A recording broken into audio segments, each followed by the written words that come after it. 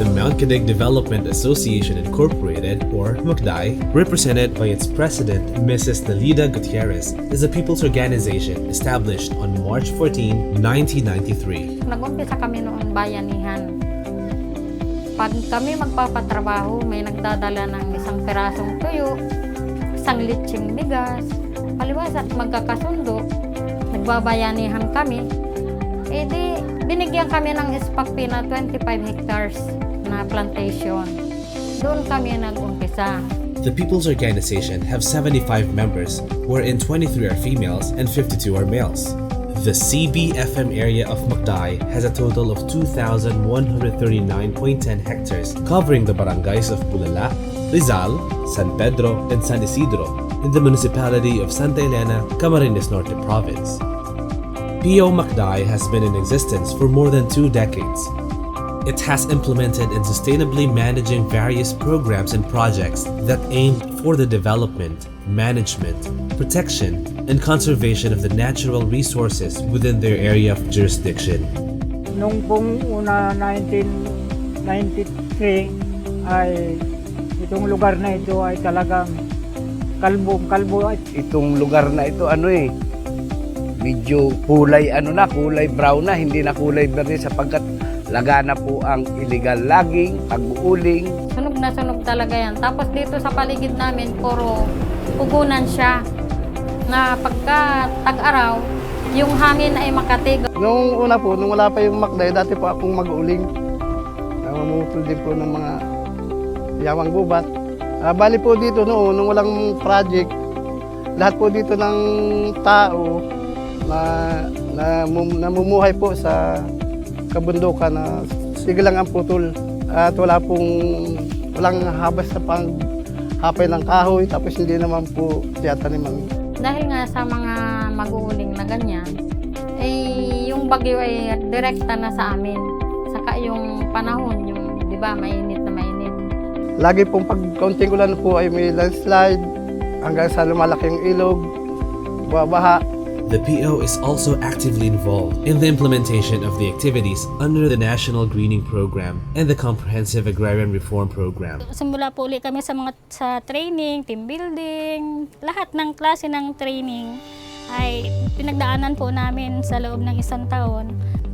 The implementation of the projects was in collaboration with other stakeholders like the Department of Environment and Natural Resources, other government agencies, local government units, non-government organizations, private institutions, and other people's organizations. Sa SPACP, naghahanap sila ng PO na mabibigyan ng barangay food terminal project at ini-endorse po ang MCDI. Napakalaking tulong po dito sa aming lugar, hindi lang po sa aming asosasyon, sa buong komunidad po nitong Sitio Paraiso. Ito po ay malayo sa bayan ng Santa Elena, 6 na kilometro po simula dito. Yun pong mga residenteng naninirahan dito, hindi na nila kailangan pumunta pa ng bayan ng Santa Elena para mamalengke.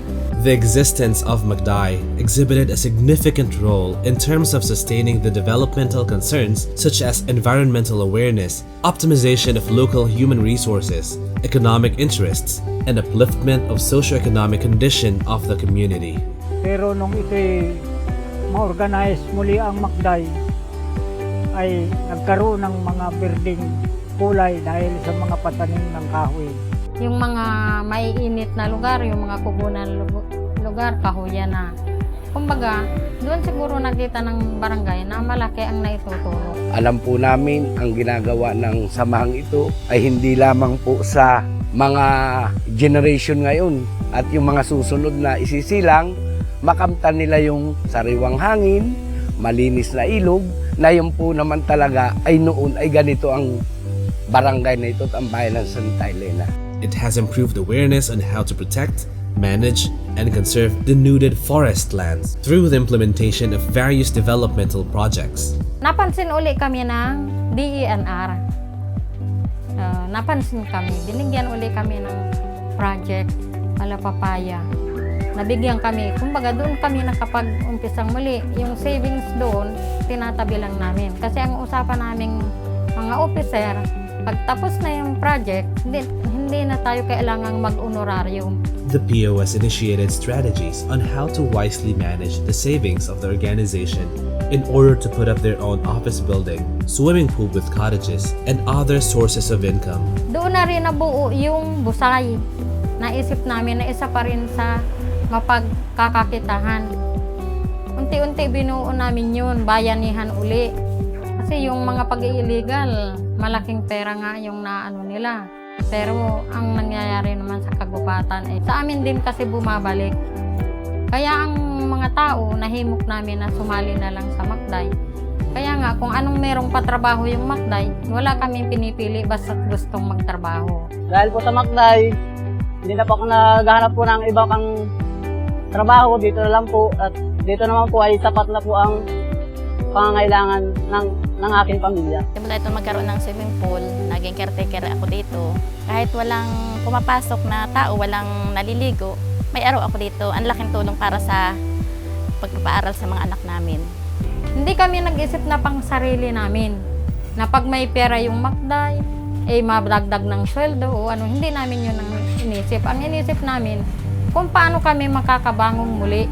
Pangalagaan po namin yun. Ang mga opisyalis po, volunteer na nag-i-area sa bundok para lang matingnan kung may nag-i-illegal pa o wala na. At pag may nakita kaming nag-i-illegal, meron din po kaming mga patrolling. Pag nakakahuli po kami ng illegalista, ay pinapatawag po namin sa barangay. Kung kaya't ang barangay po ay hindi namin pinagwawalang bahala. Yung lahat ng plano namin, ipinapaalam ko rin sa mga barangay official. Kami po ay may kakayahan na, bihasa na po kaming magsagawa ng seedlings production, ng plantation establishment, protection and management, at pagmamanage po ng negosyo. The continuing protection works and patrolling services are being carried out to ensure biodiversity and enhance the productive capacity of the forest ecosystem in order to contribute to the alleviation of the impact of climate change.